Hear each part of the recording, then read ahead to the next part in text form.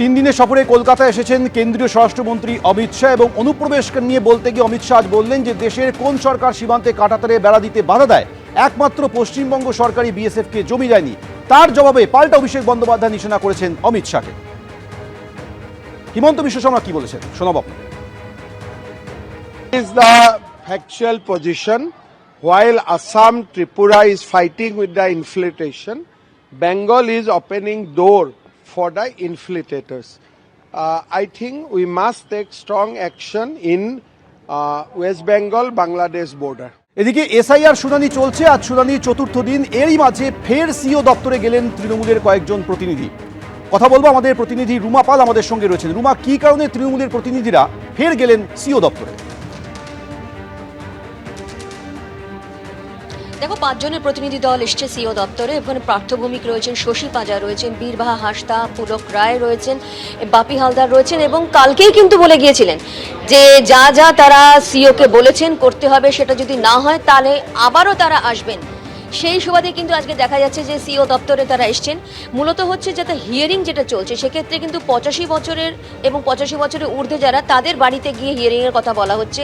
তাহলে যারা অসুস্থ এবং যারা আরও প্রবীণ রয়েছেন, শুধুমাত্র 85 নয়, তাদের ক্ষেত্রে কি হবে? অন্যদিকে যারা পড়াশোনার ক্ষেত্রে বিদেশে রয়েছে যারা আসতে পারবেন না, তাদের ভার্চুয়াল হিয়ারিং হবে কিনা সেই সবও প্রশ্ন তোলা হবে। এমনকি জয় গোস্বামী, তাকে কিন্তু হিয়ারিংয়ে তাকে ডাকা হয়েছে। কেন তাকে ডাকা হয়েছে, কি কারণে ডাকা হয়েছে, সেই প্রশ্ন নিয়ে এসেছেন। সেই প্রশ্নের উত্তর সিও কতটা দিতে পারবেন সেটা কিন্তু কালকেই বলে গিয়েছিলেন। সেই প্রশ্নের উত্তর এখনো পাননি।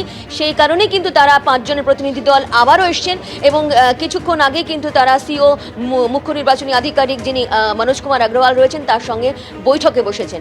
অবশ্যই বৈঠকে বসার পর জানা যাবে যে তারা যেটা বলছেন যে হিয়ারিংয়ের ক্ষেত্রে মানুষকে হেনস্থা করা বন্ধ হোক এবং প্রবীণ যারা রয়েছেন তাদের কিন্তু করতে হবে একেবারে বাড়িতে গিয়ে হিয়ারিং, এবং যারা পড়াশোনা বাইরে করছেন সেক্ষেত্রে কিন্তু একাধিক হয়রানির অভিযোগ নিয়ে সিওর সঙ্গে দেখা করতে এসেছেন তৃণমূলের প্রতিনিধিরা। তোমাকে ধন্যবাদ। এদিকে এসআইআর এর হয়রানির অভিযোগে এবার বিক্ষোভ মুর্শিদাবাদের শামশেরগঞ্জে। শুনানির নামে হেনস্থার অভিযোগে বিডিও অফিসে তৃণমূলের তরফে আজ বিক্ষোভ দেখানো হয়।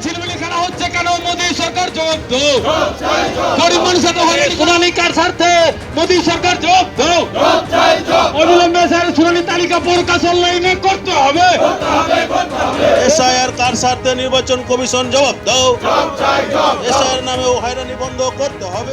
3 দিনের সফরে কলকাতায় এসেছেন কেন্দ্রীয় স্বরাষ্ট্রমন্ত্রী অমিত শাহ। সাংবাদিক বৈঠকে পশ্চিমবঙ্গের অর্থনৈতিক দুরবস্থা নিয়ে তিনি সরব হলেন। পশ্চিমবঙ্গের এমন অর্থনৈতিক পতন আগে হয়নি। তৃণমূলের আমলে পশ্চিমবঙ্গের অর্থনীতি ভেঙে পড়েছে। পশ্চিমবঙ্গ থেকে একের পর এক শিল্প চলে যাচ্ছে, অভিযোগ করেছেন অমিত শাহ। बंगाल एक जमाने में सब बात में सबसे पहले था। सबसे पहला मोटर कारखाना पश्चिम बंगाल में लगा। सबसे पहला पावर प्लांट 1887 में बंगाल में लगा। सबसे पहली कोयलरी बंगाल में आई। सबसे पहला स्टील प्लांट बंगाल में लगा। देश की सबसे पहली हाई राइज बिल्डिंग बंगाल में बनी।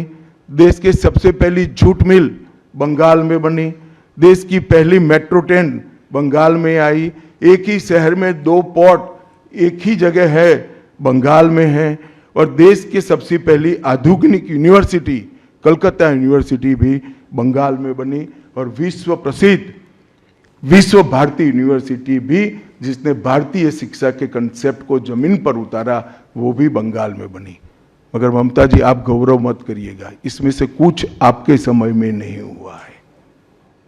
ये जो करने वाले थे उनके पूरे रिदम को, इनकी लय को, बंगाल की विकास की गति को तोड़ने का आप काम करें।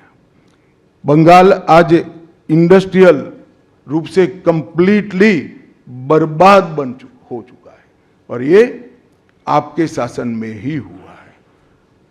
आधा अधूरा तो कम्युनिस्ट बेचारे कर गए थे, आपने तो पूरा ही समाप्त कर दिया। सिंडिकेट राज, तालेबाजी, शत्रुतापूर्ण माहौल, इसके कारण 2011 से 25 के बीच में 7000 से ज्यादा कंपनियां बंगाल छोड़कर बंगाल के बाहर चली गई। যার কথা বলছেন যে মসজিদের রাজনীতি, তিনি 2019-এ জয় শ্রীরাম বলে আপনাদের হয়ে দাঁড়িয়েছিলেন কেন? তখন সে ভালো ছিল? সে তো তখন বিজেপির সঙ্গে ছিল, তার ব্যাখ্যা বিজেপি দেবে। সুতরাং ঝুড়ি ঝুড়ি মিথ্যে কথা বলে বাংলায় কিছু করা যাবে না, এটুকুনি জেনে রাখুন। দেশের কোন সরকার সীমান্তে কাঁটাতারের বেড়া দিতে বাধা দেয়? একমাত্র পশ্চিমবঙ্গ সরকারই বিএসএফকে জমি দেয়নি। অনুপ্রবেশকারীদের মদদ দিচ্ছে তৃণমূল সরকার, আক্রমণ করেছেন অমিত শাহ।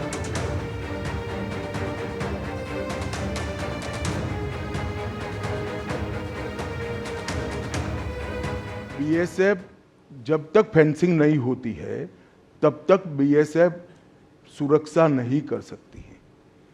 बीएसएफ को भूमि देनी पड़ेगी फेंसिंग के लिए भारत सरकार को। मेरे स्तर पर मैंने 7 पत्र लिखे ममता बनर्जी को।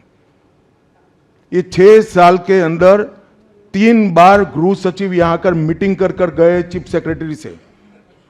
मैं पूछना चाहता हूं तृणमूल कांग्रेस की सरकार को, जमीन देने में क्या डर है? कि आपकी कोई रिस्पॉन्सिबिलिटी नहीं है या आप घुसपैठ होने देना चाहते हो? और फिर भी नदी नाले जंगल कहीं से कोई घुसपैठिया आ जाता है, कहां आता है? सबसे पहले गांव के थाने और पटवारी के बगैर कोई रह सकता है?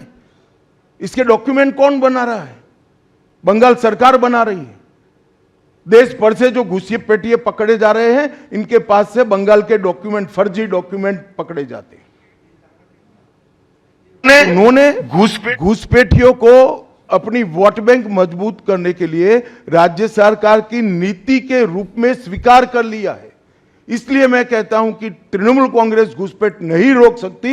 बंगाल की डेमोग्राफी खतरनाक तरीके से बदल रही है और आने वाला समय बहुत चिंताजनक है।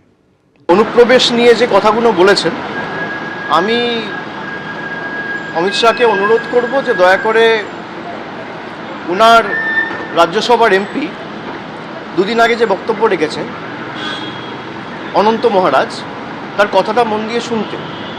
2 মাস আগে তাদেরই লোকসভা এমপি জগন্নাথ সরকার যে কথাটি বলেছে সেই কথাটি মনোযোগ দিয়ে শুনতে। অনন্ত মহারাজ বলছেন যে দেশের স্বরাষ্ট্রমন্ত্রী হচ্ছে সবথেকে বড় ঘুসপেটিয়া আর পাকিস্তানি। আমার কথা না, যে বিজেপির সাংসদকে বিজেপির বিধায়করা নির্বাচিত করে সংসদে পাঠিয়েছে সেই বিজেপির সাংসদ বলছে। 2 মাস আগে লোকসভার সাংসদ রানাঘাটের জগন্নাথবাবু সে বলছে যে বিজেপি যদি বাংলায় ক্ষমতায় আসে তাহলে আর বর্ডার বলে কিছু থাকবে না। সেই বর্ডার অমিত শাহ সিকিউর করার জন্য মমতা বন্দ্যোপাধ্যায়কে দায় দিচ্ছে। যে বিজেপি দলের সাংসদ বলছে যে যদি বাংলায় বিজেপি ক্ষমতায় আসে তাহলে ওপার বাংলা আর এপার বাংলায় এক করে দেবো, কোনো কাঁটাতারের বেড়া আর থাকবে না। কে বলছে? জগন্নাথ মজুমদার। আমি বলছি না, তৃণমূল বলছে না, বলছে বিজেপির নির্বাচিত সাংসদ। বিজেপি কি তার বিরুদ্ধে কোনো শোকজ নোটিশ সার্ভ করেছে? বিজেপির সর্বভারতীয় সভাপতি বা দলের নেতৃত্ব কি তাকে দল থেকে বহিষ্কার করেছে? এখনো পর্যন্ত রাজ্যসভার সাংসদ অনন্ত মহারাজকেও শোকজ করা হয়নি, আর আমি যতদূর জানি জগন্নাথ বাবুকেও শোকজ করা হয়নি। এবিপি আনন্দ এগিয়ে থাকে, এগিয়ে রাখে।